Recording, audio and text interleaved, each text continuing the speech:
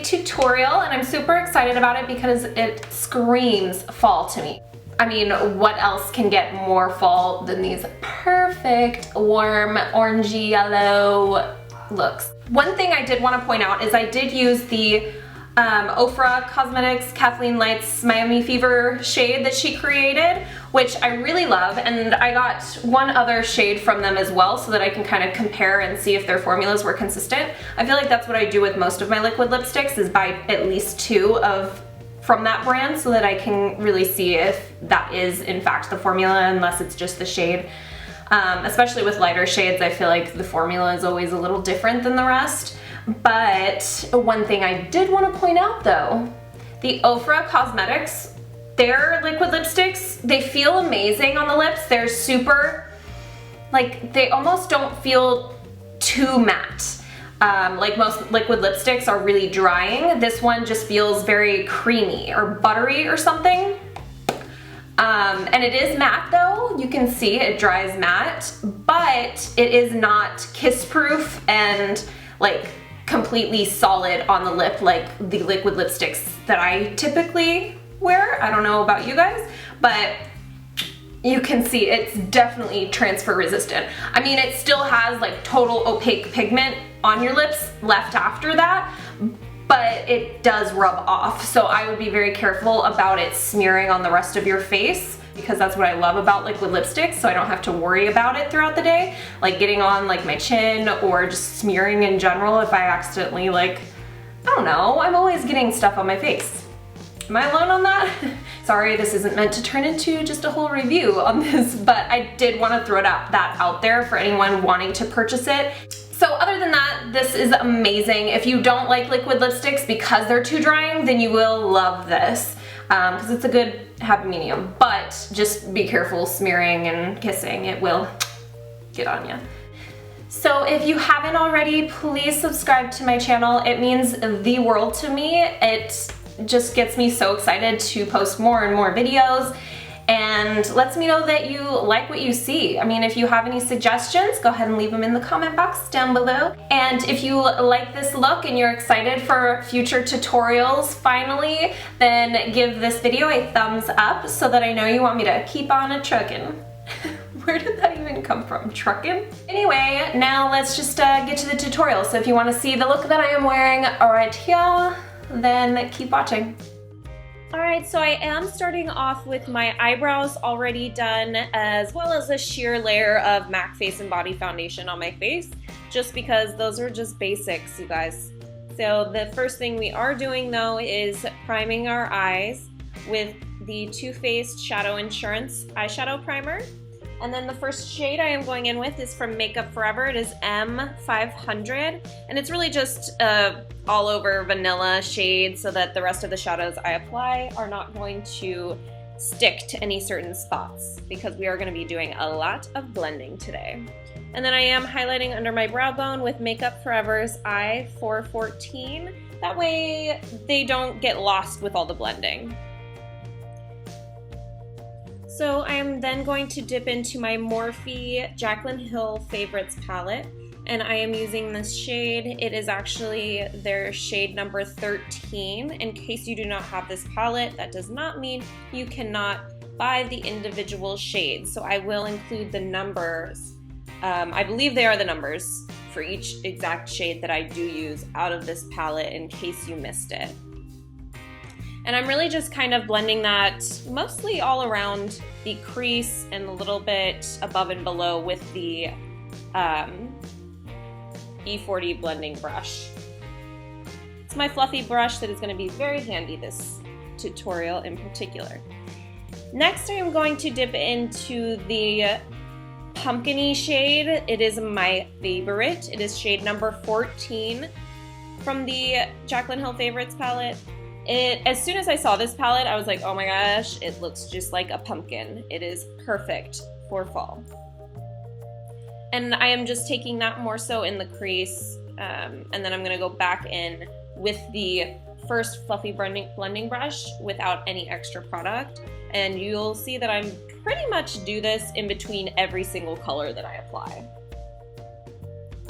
Next, I am going in with another Stilazzi shade in MS28, and it's just orange. Basically, the orangest shade I have. And I'm just taking that in with the Morphe M411 brush, and I like this because it's slightly more pointed for a blending brush, and that way I can really get it in the crease more than anything else, and then I can just kind of blend that out. And let me know if you guys would like to see a more detailed brush video, because I don't think I've ever done that, and I can definitely get that out there for you so I can talk about my favorite brushes, what I would use them for, and so on.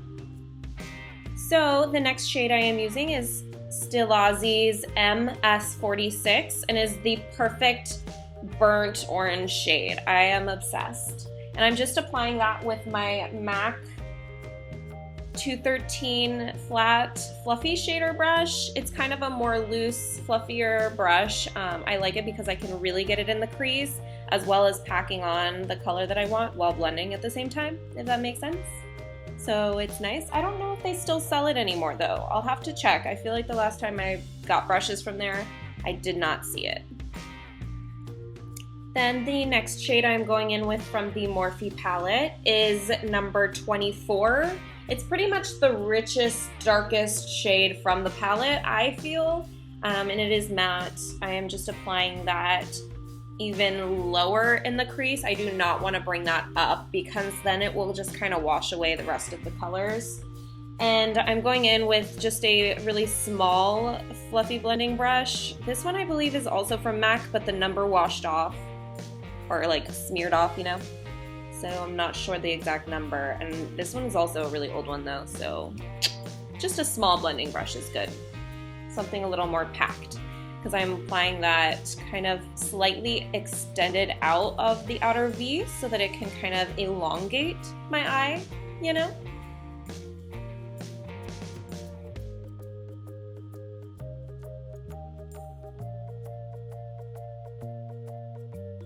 And then once I get the darkness that I want from that dark shade, I'm going in, of course, with that E40 brush yet again, because like I said, pretty much every shade I add, I am going to be blending it out because I want this all to be really smoked out and no harsh lines.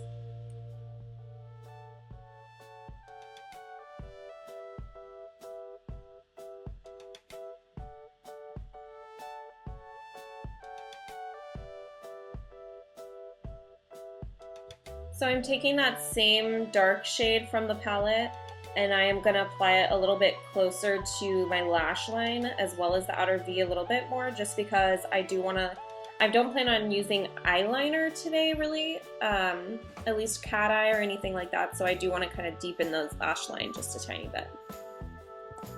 And just keep blending.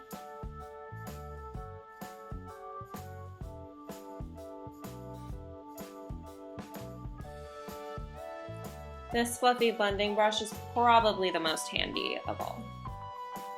So since I feel like I kind of, with all that blending, lost a little bit of that brightness, I am going back in with the Stilazzi MS28, basically that orange color, and just kind of re-fluffing that in.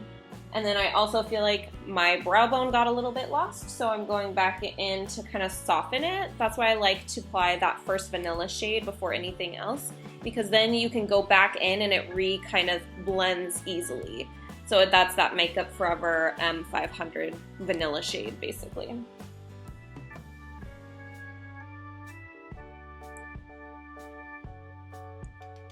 And then a lot of this is just going back in with no more pigment on the brushes and kind of softening any edges or anything that just looks weird.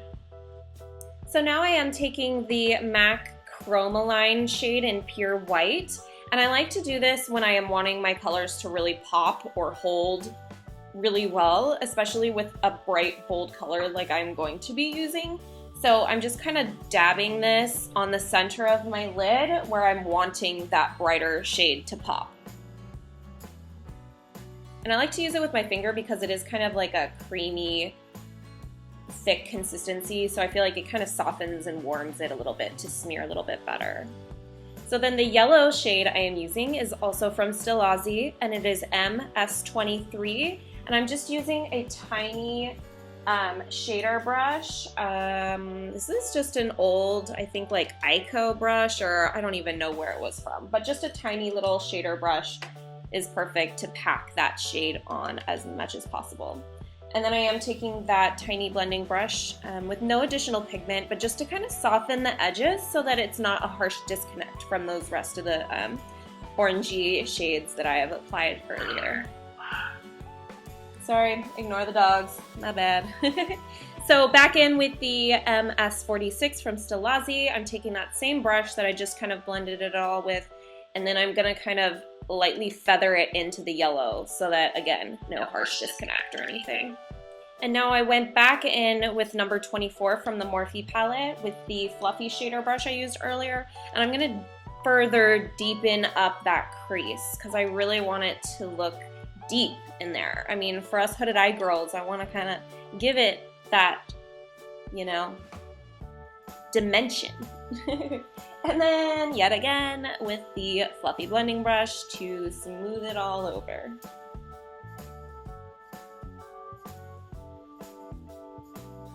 So once you feel like you have gotten it smoothed just like you like, I'm going to go back in one last time with the I-414 from Makeup Forever, just because that may have gotten a little bit lost, that highlight under the brow bone. Finally, time for the face. I am going in to conceal under my eyes, so don't worry if your eyeshadow kind of drags down a little bit, because you can totally disguise that by using your concealer to sharpen that line. And I am using MAC's Pro Longwear Concealer in NW15, and I am going in with the Real Technique sculpting brush. I have really started to like using this for under eyes because I like the shape. It perfectly goes under my eyes. And see, I can kind of sharpen that line a little bit that I got lost because it kind of droops, and the shades, the deeper shades may have kind of fallen out a little bit under there, but don't you fret, because that's why I leave the concealer and all of that typically for the last bit when I know I'm going to be using darker colors on my eyes. And then I will typically, maybe with whatever's left over on the brush, kind of go up around the high points of my face just to kind of conceal where my foundation might have broken up at some point throughout the day. Then I am going in with the MAC Pro Shaping Powder in Emphasize, and I'm using the Real Technique setting brush just to dab that all under eyes and basically anywhere I applied that concealer. So that way it does not crease throughout the day, and it just further helps highlight and emphasize those areas.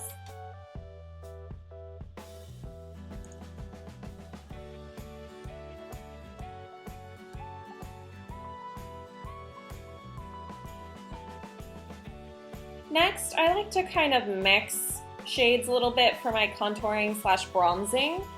I like to use MAC Shadowy sculpting powder as well as their blush in Blunt. Blunt kind of warms it up a little bit because Shadowy is super dark and ashy, which I like for contouring. But then since I'm kind of just bronzing today, I don't want to look orangey by just using Blunt, you know, so I kind of mix them to give it that perfect look. And then I'm using my Real Techniques blush brush, and this is my favorite for bronzing and just kind of lightly, you know, getting that where I want all around the 3 shaping of my face. So the temples, the cheekbones, or not the cheekbones, but below the cheekbones, in the hollows of your cheeks, as well as under the jawline. And that way this just kind of makes it easier, quicker, and perfectly blended because it's the softest brush ever. I love it. Then I'm going in with the Fawn shade from the Anastasia contour kit because this is my favorite if I'm going to do any further contouring or just more detailed contouring. So I'm going to lightly contour my nose just a little bit. And for this I am using the Crown Brushes C325 Large Pro Angle Blender. It's just a flat blending brush. I like it for contouring. I always use this one. And then if you look like that's a little heavy, I go back in with no excess product with the setting brush just to kind of soften that out. And then to highlight, I am using Mary Luminizer by The Balm. It is probably my favorite highlighter for my skin tone. And I am applying that using my Morphe M509 brush. It's just super fluffy. I don't know, so it kind of gives that soft highlighted effect. And I applied that to, of course, the high points of my face, where the light would hit it naturally. Then I am going back to the eyes, and I am using MAC's Eye Kohl in Costa Riche. It's just a nice warm brown, and I'm applying that to the lower lash line. Next, I am going back in with the MS46 from Stilazzi to soften that line of the eye kohl. And I am using MAC's 212, and this is just a special edition brush, but I really like the flat bluntness. It's perfect for the lower lash line. Then to warm that up a little bit more, I'm going back in with that orange color from Stilazzi MS28. And another one of my favorite lower lash line brushes, the Morphe M431. I'm just really kind of blending all of that, what I applied under the lower lash line, into that disconnect from what we applied to the upper area of the eye, just so that it kind of smokes out and extends. Next, I am using that same flat shader brush that I applied the yellow with, and I'm going back in with that same shade and dabbing it in the inner tear duct for the highlight. And to further make that pop, I'm applying just a little dot of that on that same brush of the Too Faced Shadow Insurance Glitter Glue. And just dabbing that right on top of the yellow. And then above that, I'm going to be using MAC's Pigment in Vanilla with the same brush because it will kind of hold on better when I go to pick it up since it had that glue, the glitter glue. And I'm just gonna dab that then on top of the yellow, right on top. And that will kind of give it that shimmery pop-in effect. And because I liked it so much, I'm gonna dab that right in the center of where the yellow was on the lid, just to kind of make that extend and pop out a little bit more again. Then to further deepen the upper lash line, I'm going back in with number 24 from the Morphe palette, just with a liner brush, no big deal. Then lining the waterline with the Eye Kohl in Costa Riche, so that my lashes can blend and just look a little bit thicker. Then I am going to apply my mascara off camera, and I'm using Makeup Forever Smoky Extravagant. Now for lips, I'm going in with Ofra Cosmetics Kathleen Lights Edition Miami Fever. I love this shade, as I have said before. It was in my fall favorites video. It's just the perfect warm fall pumpkin-y shade. There's not much more to say about it. You can go in with a nude if you feel like this eye is already a little too poppin' for you, but why not? It's fall. I'm excited. And here's the look. I am going to add some Makeup Forever lashes as well. These are the 156, and here's the final look. So I really hope you guys enjoyed this tutorial. I know I missed it, so I will be whipping these out for you. Again, please subscribe and like this video if you did enjoy, and I look forward to seeing you in my next video. Thanks so much, you guys. See you next time. Bye.